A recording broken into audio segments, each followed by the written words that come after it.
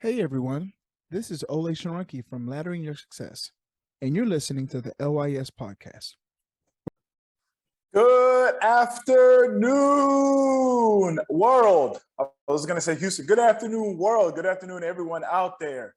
We are so happy to be here for another Sunday of LYS Free Student Mentoring.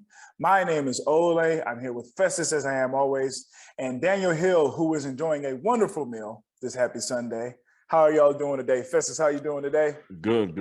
Daniel's back here getting his grub on, his post-church grub on. And yeah, you're just enjoying life, you know what I mean? Chilling. It's good to be here. It's good to be alive. It's good to be well. It's good to be good, I guess, to others, right? So absolutely. Yeah.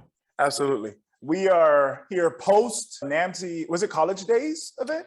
Career Discovery. Career Discovery. Mm-hmm. We are here post NAMC Career Discovery. And I got to tell you, man, we had such a blast at that event yesterday at Houston Baptist University. So much fun. We got to talk to a lot of kids, engage with a lot of parents and professionals in different career paths, different avenues, as they were pouring into these young folks, just talking to them about their careers, how they got there, how much money they make, what does it take, how do you know if this is what you really want to do?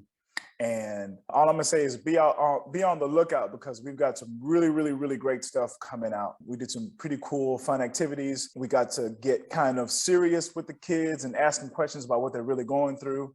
And me and Festus got to talk to everyone and let them know about Laddering Your Success, what we're trying to do, and why things like Laddering Your Success are so important, right? Festus, what do you think? What do you think about the event?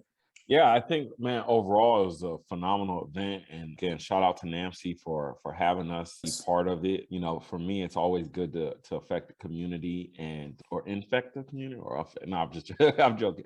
But it's always good to be, part of the community and have a positive impact. And I could just tell from some of the questions the kids were asking to just the whole entire vibe we were getting. It was really good for the community. And I could tell we added a crucial needed piece, because again, the conversations we had are just hit different. You know what I'm saying? Like, so often people talk about college and career.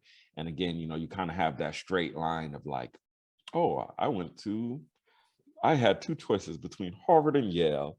And, and it's like, no, from our background, it's like, man, I had two choices, Harvard or jail. You know what I'm saying? Like, well, I guess Harvard maybe not even been a choice, but you just take those two choices and run with it. And to be able to speak into kids' lives, help affect their futures, that's always enjoyable. So yeah, so thank you guys for rocking with us today as we talk about this. Absolutely. Let's go ahead and take a quick look here. As always, you can find us on Instagram. If you're trying to find us, LYS Students, that's two S's, LYS Students, and _LYS.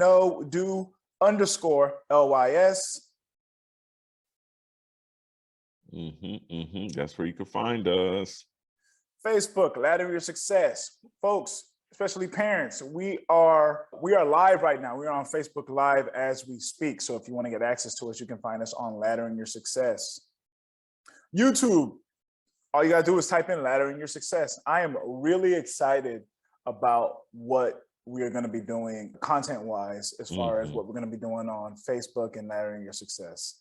We're going to be doing some pretty powerful stuff for all of our stakeholders, right? For teachers, for parents, for students. I hate using the word stakeholders. I'm going to say I hate using it. I don't like using the word stakeholders. Yeah, because for all the people we serve. Exactly. No, because stakeholders sounds like, so business. My stakeholders to exactly. My stakeholders. It sounds like a game of Monopoly that you didn't want to that you didn't want to play. It's like, oh, I'm a stakeholder now. What is that?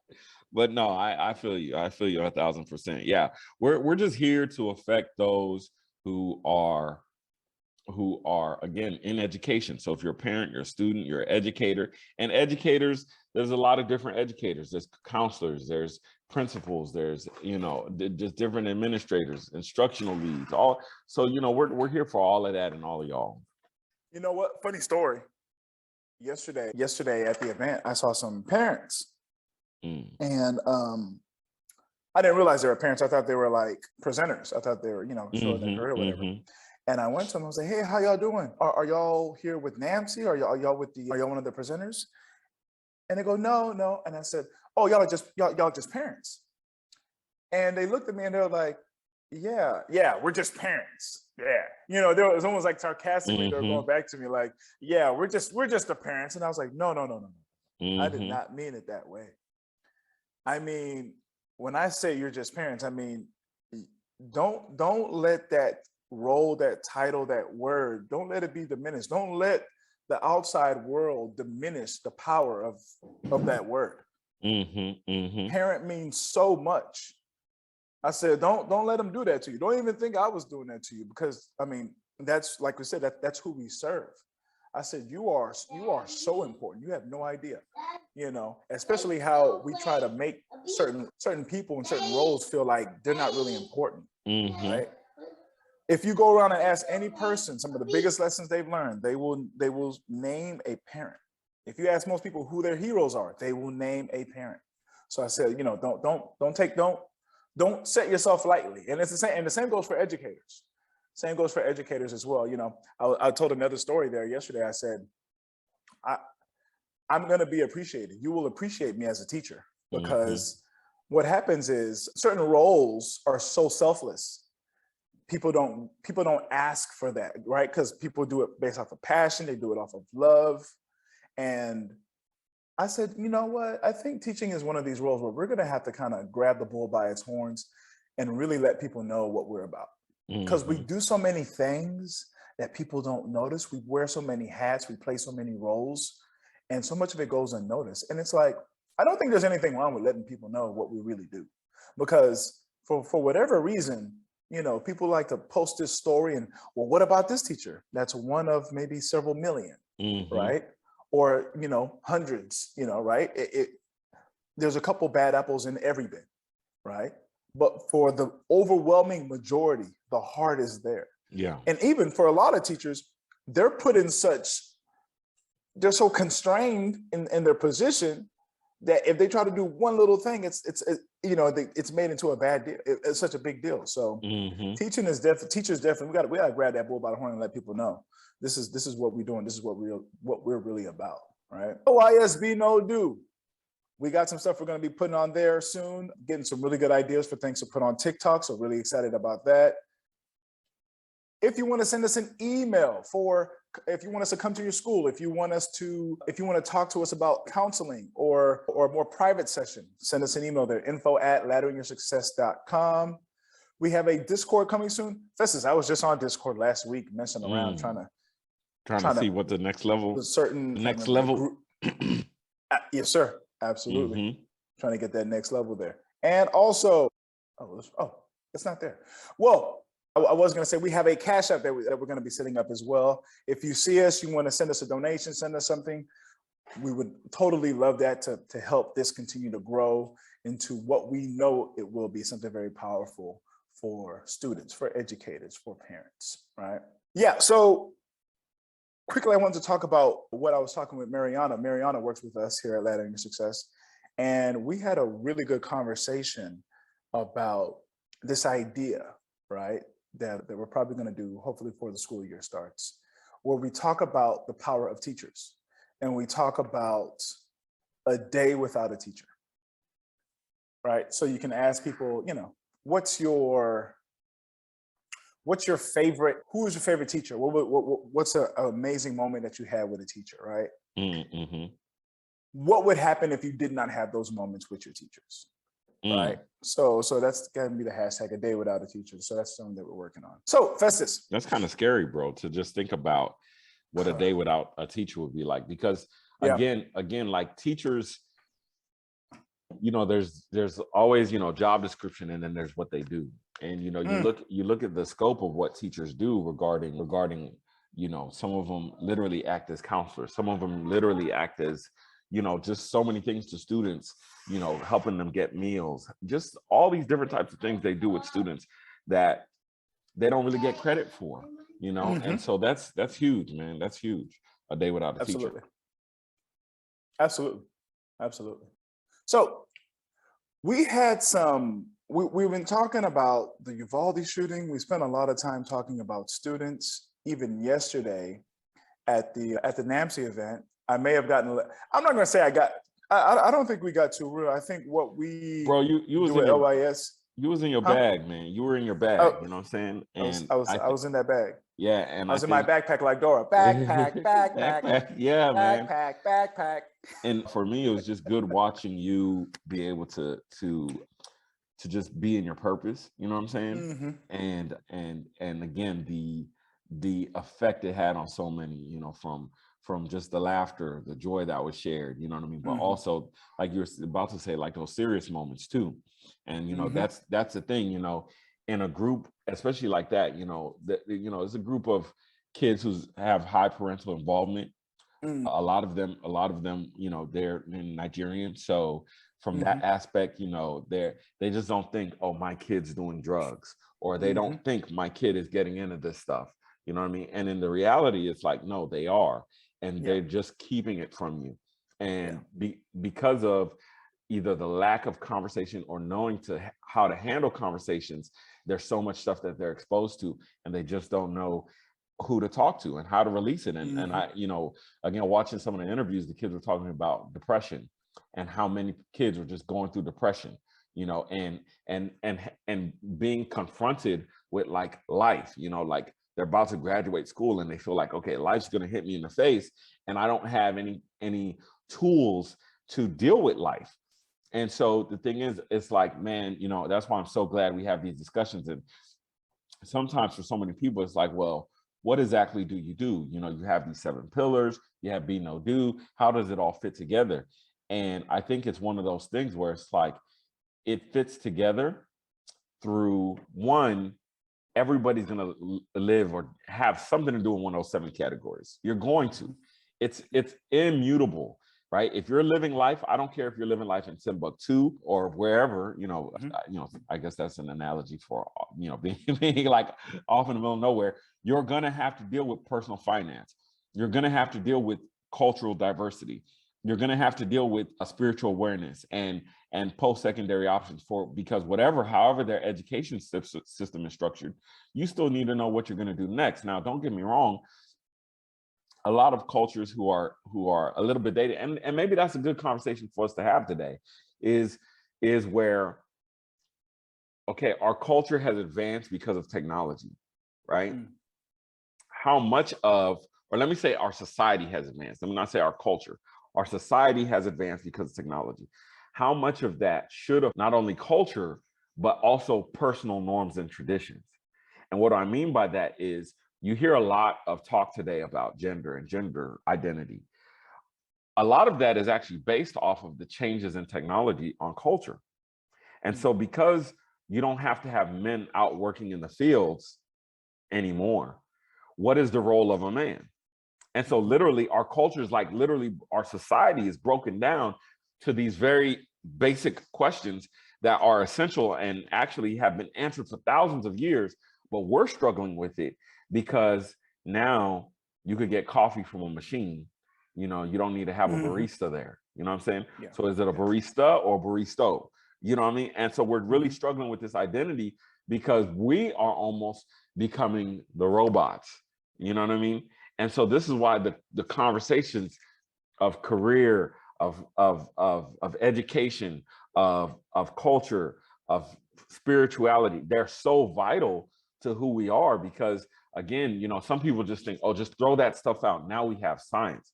No, now you worship science, but science still has to be interpreted, right? When you go and do a scientific project, it still has to be interpreted. And this is the thing that's very, very sad to me is how much people look at science and technology to replace humanity. But then we still cry out about our humanity at the same time. Yeah. You can't have it both ways.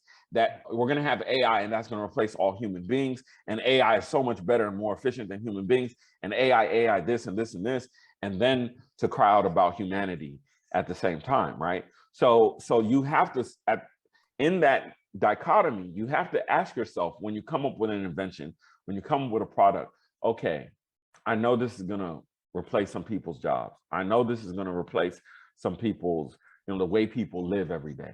Well, now, how much of it do I let out? How much of it do I advance? When do I let it out? You know what I mean? And these are conversations we're not really having, you know what I mean? And why is this key? Because that technology people are using is not available to everybody yet. So while you got high schoolers who are struggling to figure out what they're doing with a career, the schools that they're in don't even know the technology that's available. So they're literally teaching them for 10 years ago. Yeah. And so this leads to a brokenness in the system, and it affects people's lives. I'll stop there because I get on the soapbox and I'll start ranting. So what's up, Olay? What else we got? Oh no, man, that's so true. That's so fire.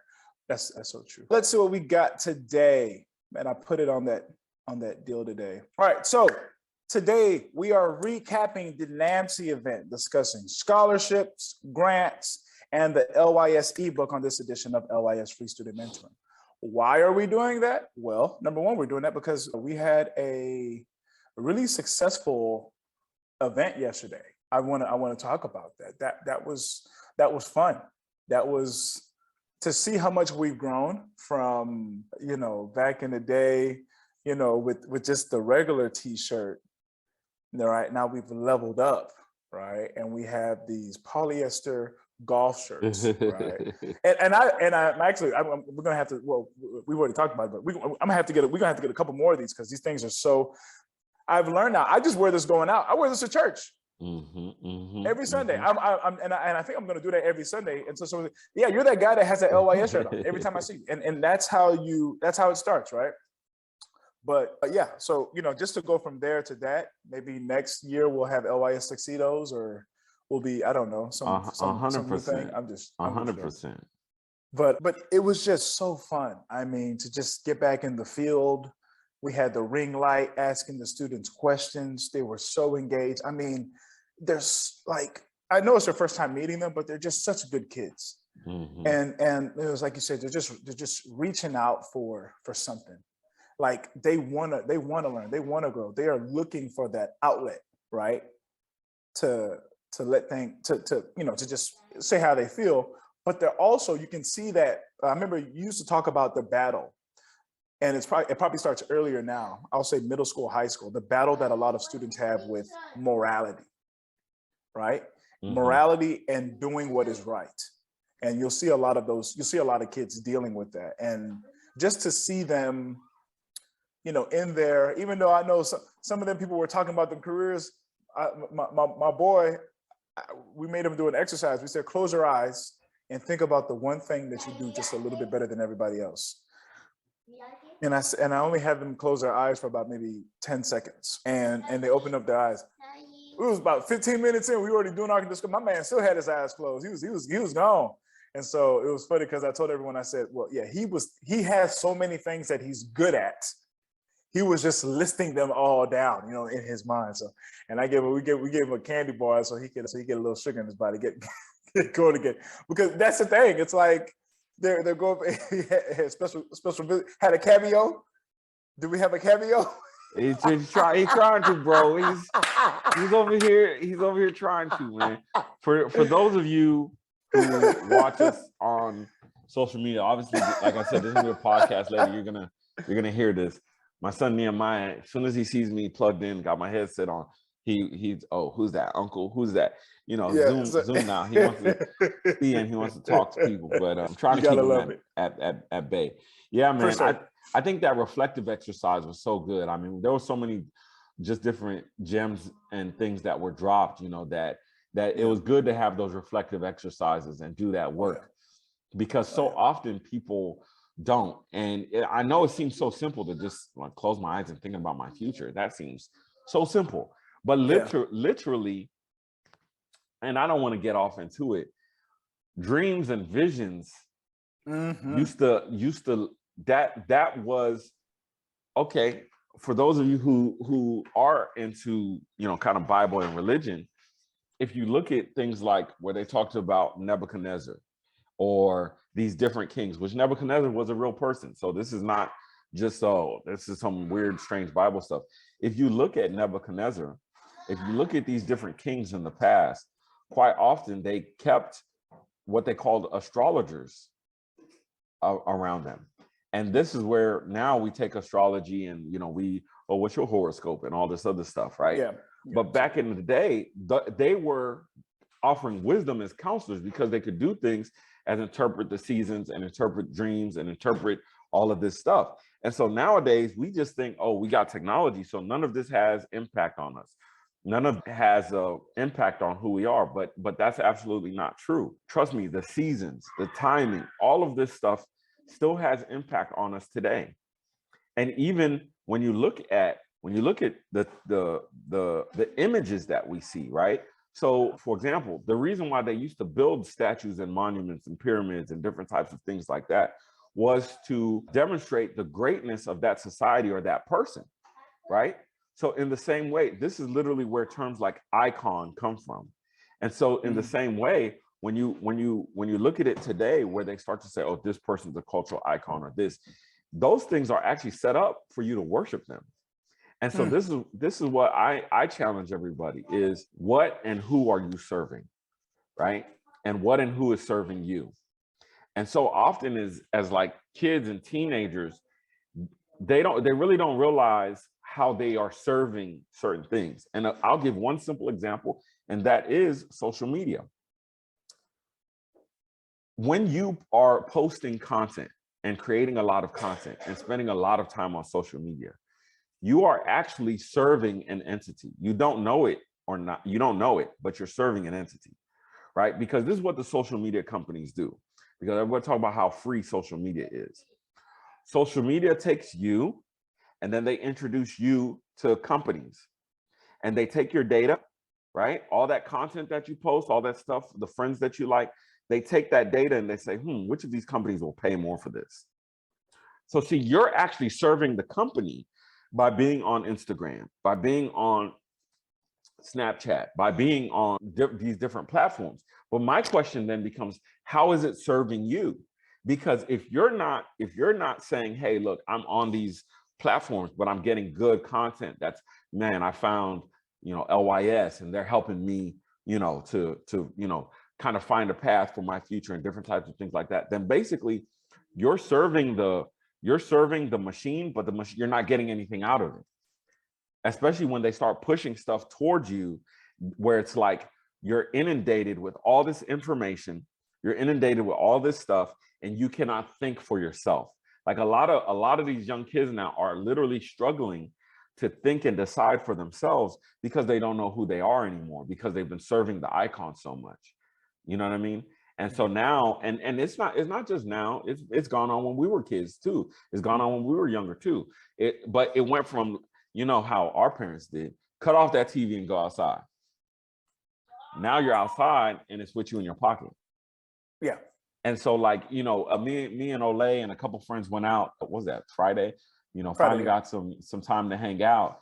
And it was just so interesting, as we're hanging out, I kind of look over and there's another group, and like the whole group is like 8-10 people, all of them are on their phones. I'm like, well, what did you come here to hang out with each other for? If you're all going to be on your phones? That doesn't, you know what I mean? That doesn't make any sense to me. Like, it's different if you're like, oh, I'm gonna post a picture with me and the homies. Okay, cool. But if like you're on your phone for 15-20 minutes, and it's crazy because as our group, we laugh and have a good time. You know what I'm saying? Yeah. And people look at, oh, what they laughing about? What they talking about? And it's like, you could do it too if you put your phone down and get to know one another. You know what I'm saying? You know what I'm saying? So, but yeah, anyway, let me chill out. Go ahead, Olay. Yeah. So real quick, man, I wanted to talk about this because there were a lot of people out there, and I know a lot of the parents. I hope Nancy does that. I think it's a school days event, right? Where they had our good friend Albert Okagwe come out there, the accountant. So this one's career discovery. The other one is college readiness. College readiness. College readiness. There you go. Yeah, because that event is so good, and I know a couple of the parents that were looking for information on that. So we told them, said, hey, come on in to the free student mentoring. You have the Dave Ramsey of getting the bag college-wise for your kids right here, right? He's right here. So 100%, and straight out the mud too. So I'm not presenting no fluff. I'm not Yeah. no filter. This is like, hey, if you're getting it out the mud, you're looking for the grants, you're looking for the scholarships, we're telling you how to get them. So we'll go on that for a little bit and talk about scholarships and grants here in a second. Olay, keep going. Yeah, for sure, man. So, I was thinking about 2004. Still Tipping was on the radio waves. 106 in Park was alive and well. I had just gotten my first car, that white Nissan Altima 1993. Mente had that car with it looked like a Sega steering wheel for a video game or something, right? Life was good. We were getting ready to graduate. And it was time for us to start looking at college, get ready for all that stuff. And I remember not filling out my FAFSA until like February, March, somewhere around there. You know what's crazy? This is side note. What's that? We're doing our parents' kitchen, and we were cleaning out the one of the areas. So they took out. Me and my brother took out the old countertop because they're coming in and they're replacing everything. I found a letter from Sam Houston State University in 2004. Wow. in the old countertop saying we received your financial aid receipt or whatever, like because I listed them down as one of the schools. Yeah, the schools, yeah. Mm-hmm. And it was funny because I didn't even think I applied. I'm pretty sure I wasn't gonna get it. My GPA was low. I was not the best high school student, but I was like, dang, 2004. I was like, wow, why is it still in here? But either way, I say all that to say why students are missing the bag. Students are missing the bag because they're not filling their FAFSA out on time, right? So timing. They're not applying for scholarships because they think they won't get them. We went in that college, that career readiness event yesterday. I said, what was that question that I asked? Oh, I said, raise your hand if you're left-handed. That was when the girl raised her right hand. I was like, no, why are you raising up your right hand? But I was like, raise your hand if you wear glasses. I was like, you could get scholarships for those things. There's so many things you could get scholarships for. Mm-hmm. And lastly, they're not filling out the applications. So it looks like the main reasons, a lot of students aren't getting access to the bag, or it's just simply either lack of knowledge or a lack of effort, right, to go in there and just get it. I feel like a lot of times we just don't know them. Right. Well, yeah, and see, this is part of the dilemma, right? You have different generations, right? You have one generation who says, "Oh, when I went to college, I was able to pay for it with summer school, or a summer job. I just worked a summer job and I was able to pay for college." Yeah. Now the cost of college has ballooned so much, depending on the type of school you go to, that you can't just necessarily do a summer job, right? You need to probably be working year round or something like that. It's not that it's not impossible to work and pay for school. You can work and pay for school. It's just that it depends on the type of work that you get. And this is the dilemma, is a lot of these jobs are looking for people with more experience. And so you can't get a higher paying job until you get the experience. And this is the real trap a lot of students fall in, especially if you're from our background, your first generation student, everybody's kind of getting their summer jobs at McDonald's, right? And they say, oh, I got a summer job here, I got a summer job there, right? And you're like, okay, well, I'm gonna start using this to pay for school. And you or a couple of your friends are the lucky, quote unquote, lucky ones who get the jobs that are paying slightly higher wages at, this company or that company. For example, and I'll throw this out there, Hobby Lobby. Hobby Lobby has a $15 an hour minimum wage, right? Same does a Chick-fil-A. It's like $15 an hour. As a company, that's their policy, right? So you go get one of these jobs, you say, wow, I'm making so much more than my friends. I don't really need to go to college, because you could afford a little bit more stuff. And so this is why I say there's a difference between college and education. Yeah. Everybody needs an education. Not everybody necessarily needs to go to quote unquote college, right? I do think everybody should get some kind of formalized training, right? Formalized education, but not necessarily college. Now, college is an institution that's supposed to provide that, but it's not always the best fit for people, right? And so this is, again, the kind of economic trap that people fall into. They get that decent paying job instead of going to school, right? And then they say, oh, shoot, I don't need college. And what does that mean? That means you're 18 and you're going to live the next 50 or 60 years, right? So you're 60 or 70 based off of what you learned in the first 12 years of your life. That is a flawed way of thinking about anything. I've never seen where 12 is greater than 50. You see what I'm saying? So this is why you want to be a lifelong learner. You want to find a rhythm for learning about yourself, learning about your family, learning about your history, learning about culture, learning about all these different aspects from the time you're in your 20s and to just keep on learning, right? Because why? Because it's not just about getting a better paying job. It's also about being more valuable to your family and your community. I know this for a fact. There's so many times I spent time and energy answering questions and doing things in the community that I didn't get paid for, that I don't get paid for, I don't even expect to get paid for, right? That helped the community advance, you know what I mean? That college did prepare me for, because I got exposed to certain things. You see what I'm saying? There's not a value on that. And see, this is the trouble that a lot of people are having, because as much as we like to blame capitalism, it's not capitalism, it's us. We as human beings have become far more transactional than we have relational. And so this is how we even deal with these, again, back to the earlier subject about gender and gender roles. What can you do for me? What can you bring to the table? Is this a job interview? You know what I'm saying? I'm trying to be in relationship with you. So that means there might be time I bring COVID to the table.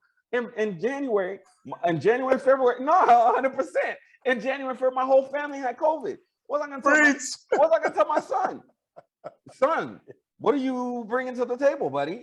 At 3 years old and with COVID in your chest. What am I gonna tell this guy? No, I just gotta love him through that. You know what I'm saying? Absolutely. Same thing. My wife was coughing for almost two months straight. What am I gonna tell her? No, baby, I'm gonna go make you some tea. That's what I'm bringing to the table. Lipton. Yeah. You know what I'm saying? You know, I'm bringing Lipton to the table. Okay, I'm not. You know, so did she say something while you were? She was laughing. She was laughing. But no, this is the reality. You know what I'm saying? And these are things that you only get in a family and relational dynamic. And so that's why you also have to learn how to build up your family. What does it mean to be a man? What does it mean to be a woman? What does it mean to be a husband? What does it mean to be a father? What does it mean to be a daughter? What does it mean to be a sister? What does it mean to be a cousin? Like, these are things that we also have to reevaluate, and not just look at it from a, does she, she fine like wine, got a Coke bottle shape, you know what I'm saying? Whatever, you know what I'm saying? But again, all of this you have to be educated on. So this is one of the reasons why we do this mentorship, because you need to get around people who can have these kind of conversations with you, whether it's in your church or synagogue or mosque or a community center. You need to have these conversations. And this is one more thing, and I'll shut up, is have these conversations with a diverse group of people. Don't just keep thinking your Uncle Sammy, who is doing whatever, is got all the answers, right? Because this is the thing, and again, I'll end on this, is that there are people who are highly successful in one area or two areas, and we think that they're highly successful at everything just because they're highly successful in one or two areas. But when you get around these people and you spend time with these people, trust me, you'll be like, golly, they just like me, or they're worse at me than this. You know what I'm saying?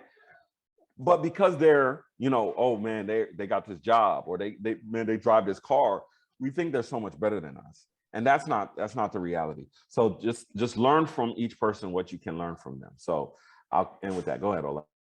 Wonderful points there, as always, Festus. One thing that I had to type down because it was so poignant as you were talking. You talked about the difference between transactional relationships and more personal or relation, or just pure relationships, right? More familial, those types of relationships, which there's a lot of that in the LYS, Laddering Your Success, written by Festus and Olay. Please make sure you take a look at that book. It's on Amazon, okay? But the note that I wrote down was, we have lost the ability to engage in relationships because we become numb to these things, right? And remember what we talked about a couple of weeks ago when we talked about the Uvalde shooting. And I remember even yesterday when we were talking to the students, this may have been the answer that I heard either the most or the second most. students just don't care. Students just, they're not putting no effort. They're just acting like they're there, right? And there's something a little bit different. And that's one of the things as a teacher, I think that's my number one or number two goal. It intertwines with actually teaching or making sure the student is gaining knowledge is I want to have like an actual relationship with the student.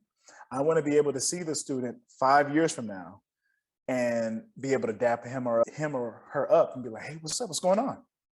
And there's still that general good feeling. You know, I still want to operate off of that Maya Angelou quote. People won't remember what you said, but they will remember how you made them feel, right? Right then and there. Very, very simple and straight to the point. There's a certain feeling that you get with family, even if your family makes you mad all the time, right? One of the things that Festus wrote in the book is you can't choose your family, but you can choose your friends. And for a lot of us, our friends are closer to us than our actual family. Our family is, right? So that's one thing that I really feel like, especially our young people, they really got to have an understanding of is the value of those relationships, and the ability to, you know, like we talked about again yesterday, to network, to engage with other people. Oh, you have this talent. This talent is kind of linked or aligned with what I'm doing. We're kind of parallel, right? We're kind of going in the same direction. How can we engage? Teach me more about what you're doing, right? Something just as simple as that goes such a long way, right? But yes, we were talking about, you know, why students are missing the bag, not filling out the FAFSA on time, not applying for scholarships because they think they won't get them. Don't sell yourself short. That's one of those things, man. You know, of course, if I could go, you know, everyone can say that. If I could go back, I do this, you know, I do this, I do that. But, you know, there were times where I was like, man, I don't even want to, what's the point of applying for the scholarship? I don't think I'm going to get it. Whenever you get a chance, if you ever get a chance, you meet Festus, ask him about the gentleman. I'm not sure if it was your first scholarship, Festus, but it may have been your first, the one that you got from the gentleman who sold the business. I think he was like a washing machine. Frank, yeah. Right?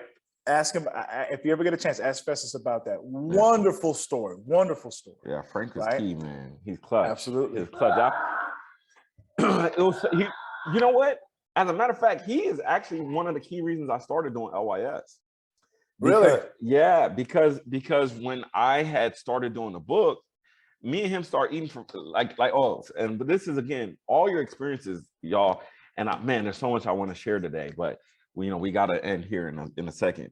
Yeah. So I applied for a scholarship, won a scholarship through him. He was a businessman, and he started mentoring me and teaching me stuff about business. And he was one of the first like pure small business owners that I really met that knew a lot about business. And he's like, yo, yeah, I went to college too, but I don't know nowadays. And he was just honest about it. And we had all these different discussions, and he was like, yo, if you do this LYS thing, I can see it being big because so many people are struggling with it. And he just taught me so many different things. But I want to do something real quick, if that's okay, Olay. Yes, sir, absolutely. I want to do something really big, really quick. Is I want to draw something. Okay, so go ahead. Is this okay? So yeah, tuition. So parents. Okay, parents and students. You see, I got my draft board over here. So let's say you have tuition. Okay, so your tuition, let's say, is $3,500 a year. You're going to a community college, right? That's your tuition, right? One of the things that you have to look at when you're thinking about college and career is your tuition plus the cost of living. Okay. And for example, the cost of living in Houston, they say is around $18 an hour, right? So if you look at that $18 an hour and then you time that by 40 hours a week, right? You end up with what? Daniel, where the math at? Or Olay's a mathematician. 2 times 4, 2 zeros, is that like 2,000? Right, I'm sorry, right around 2 times 8,000? Is it 8,000? No, I'm sorry, 800, right around 800. Is it 800? Okay, 800. It's close to 800. It should be close to 800. Let me get a calculator here. No, let me see. 18. I'm not a teacher today. 40, 720. Okay. Times, and then you got to go times 4. So basically, if you look at that math, and and that's Houston cost of living, which has gone up tremendously. That was like a 2019 cost of living. Basically, you're looking at $2,880 a month for cost of living, right? And why are we doing this? You'll see in a second, okay? So then you say, okay, if this is my tuition, and you now take that tuition and then you divide that by 12 months, right? 3,500 divided by 12, you come up with 291, roughly, right? $291.66. So now you need to add this, well, no, you need to add this and this together, right? So you're adding the price of tuition divided by 12 months into the cost of living, right? That will give you a snapshot of roughly what it would cost for your child to live and go to school in a particular city without taking student loans. So if you can't get this $18 an hour job, right, then you're probably going to take on student loan debt, high amounts of student loan debt, right, at the tune of $291 a month. Well, I don't want to belabor this and go all the way out, but you basically take this out because you multiply it by the years that they're in school, right? Plus you add the additional expenses for that school. So see, if you look at a place like Houston, you could technically work a job and go to community college, because I know the community colleges in and around Houston are around $3,500 for their annual tuition. You could technically do that, right? Because the community college are kind of designed for people who are working and non-traditional students. But now if you were to add a comma here, zero here, and move this comma, I can't erase this. Let me see if I can get an eraser. Does that erase? No, that does not erase. But if you were to add that comma and say $35,000 a year, right? Because that's the cost of, for example, HBU in the past. HBU is now like a $46,000 your private tuition. If you look at a public school, you're gonna triple that $3,500, and you're gonna go about $15,000 a year, right? So about $1,000 a month, right? Again, there's still other expenses that aren't clearly written out here, but you have to take the cost of living of that city plus the tuition and fees from that school, and then you have to do the math, and that gives you a ballpark to say, okay, this is roughly how much my education is going to cost me.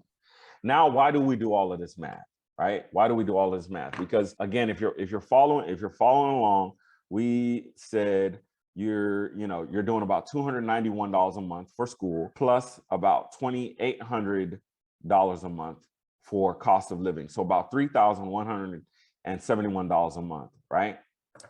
And then you multiply that times 12. So that comes to $38,060 roughly. So this is what I recommend you do. Look at the program you're trying to go into. Look at the career you're trying to get.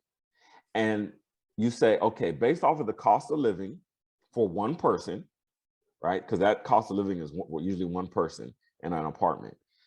If you were to take that cost of living and that tuition, and then you look at the annual earnings for that job, right? That will let you know, is it even worth it to go to school for that thing? Sorry. Did you get the math? Why? Because there's a lot of people who are getting $100,000 in student loan debt, and no offense, Olay, or any other teacher, Daniel, I don't know, none of y'all business like that, but you're getting $100,000 in student loan debt to get a $30,000 a year, $40,000 a year teaching job. And once you look at the cost of living, that means the additional things, trying to get married, trying to do all of this stuff, it becomes very difficult. Now I could do some other math to show you why two income households are actually quite beneficial, right? Because there's fixed expenses, mortgage, and different types of things like that, which allows you to eliminate. And again, I don't want to get into the mix because some people, you're gonna send us hate mail. But there's some people who turn out that the people that they are in a relationship with just end up being a roommate more than a person that they love, and can do life together. And see, this is why if you look at things from a whole package standpoint, and you actually sit down and really think, and you do the math and you run the numbers, you're able to say, man, when I get with this person, I don't need them to be a six-figure earner. because I really love them and I want to be with them and they got cool vibes and I like their family, I like their friends, I like what they're about. We share the same values, right?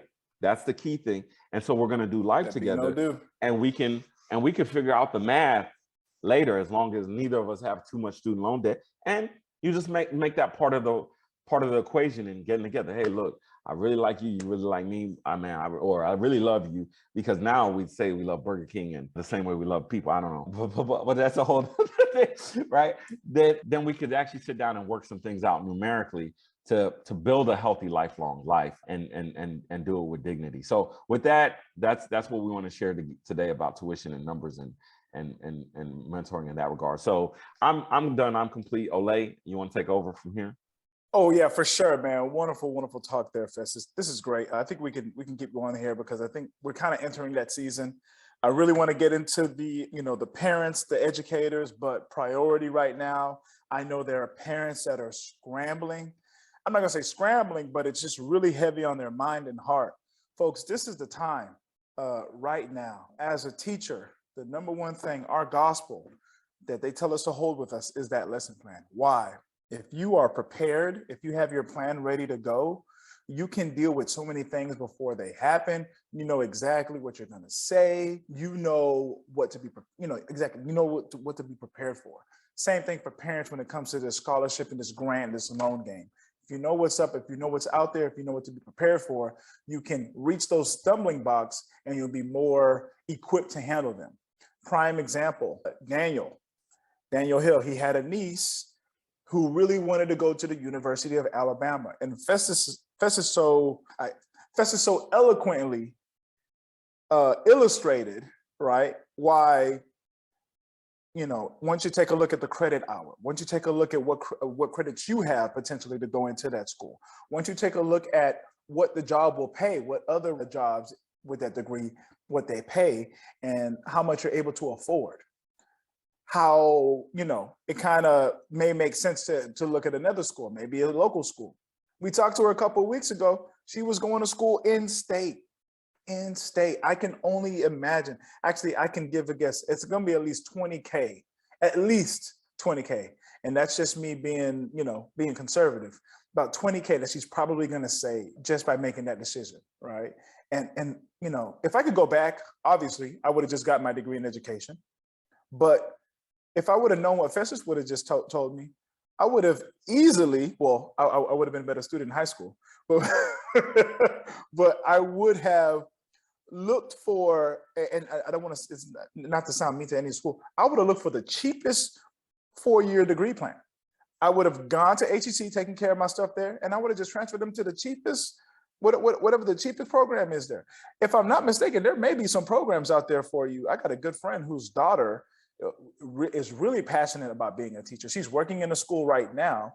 And I think, I'm not sure, but I don't want to say it, because I thought it was maybe like it's like an associate's and then you can like do some sort of bridge program, become a teacher. There are so many programs out there to be a teacher right now. So 100%. And this is the thing, states like Texas, Kentucky, they're doing a phenomenal job where some of the community colleges are now able to offer 4-year degrees for particular programs. Okay, yeah. Yeah, so they're particular programs. So it's not, which to me, now this is just me, I would highly recommend them to do 4-year general studies degrees. Now, the reason why they don't or they can't is because of accreditation purposes. They need the higher level, the 200, 300, 400 level classes, right? So that is where it becomes the issue. But I think that, especially when you're talking about content specific classes, but I think it's possible, highly possible, for a general studies degree to be done at a community college. And I would highly recommend this if you're undecided, if you're not trying to go into a specific profession, just go get a general studies degree. Absolutely. Now the catch-22 is they make it a few more credit hours. So usually if you're getting a degree in psychology, it might be 135 or 130. Well, they might make this one 140. But the thing is, it's far, far better than switching majors. It's far better than switching majors. Get a general studies degree, add on a couple of classes that you like a little bit more, and just get that and be out, because it's going to save you a lot of money. And especially, again, we don't have too much time today, but get into the programs that you're really interested in. So if they have something like a travel program, or they have this type of program, get in there and take those programs, right? Because those will be far more valuable, and they'll, like, again, we got our Houston Baptist University ended up partnering with Passages. Shout out to Passages. Shout out to Passages, man. With Philos Project. Shout out to Philos Project, where they did a partnership, and we were able to go do 10 days in Israel as somewhat of a study abroad program. You could kind of call it that, right? But again, that program and that being available helped broaden my horizons, and again, different relationships with different people that I still have today. You know what I mean? Where we'll still talk, and we'll still talk about, what's happening in Israel, what's happening in your life, and this is what, 4 or 5 years later, that it's like, man, can't wait to go back. Can we go back? How can we go back? You know what I mean? And then also encouraging other people to have that experience, because it's such a grand experience. And so, you have to think about that. If you're trying to do nursing, what are the hospitals they're connected with? What are the programs that you could go do, medical missions with, right? So look at that more than you look at, oh, I have to go to this college with my friends, because you're going to make new friends. Usually, I'll cap there. I'm Festus, no, for sure. One more thing. You bring up such a good point. If the passion is there, if you're working in your purpose, you could go to the University of Timbuktu. You could go to the University of ain't nobody here, because your passion is there, you're going to get the most out of that educational opportunity, right? And so that's the key thing. That's the key thing to remember. There. 100%. All right, folks. It's been another great Sunday here of LYS Free Student Mentoring. Daniel Hill's out there. I don't know if he may be driving to Timbuktu. How you doing over there? Hey, Dan, you doing all right? Yeah, bro. All right, man. I see you driving. I don't want to disturb you. All right, folks. As always, there are legitimate reasons to not going to college. There are no legitimate reasons to not getting an education. Did I do it right, Festus? That sounds about right. Holla, gang. I say it cooler, but that sounds about right. Oh, for sure. You know why? I have to focus on every word. Yeah, you're like, I'm like that. I sound like a speaking spell when I say it, man. Folks, it's been another great Sunday. Be blessed. For Daniel Hill, Festus and Olay, I am Olay Sharanki. Have a great Sunday. Have a great week. Make sure you're working in your purpose. Make sure you're working in your passions. Know your talents, your skills, your abilities. We're out. Be good now. All right. Y'all be blessed.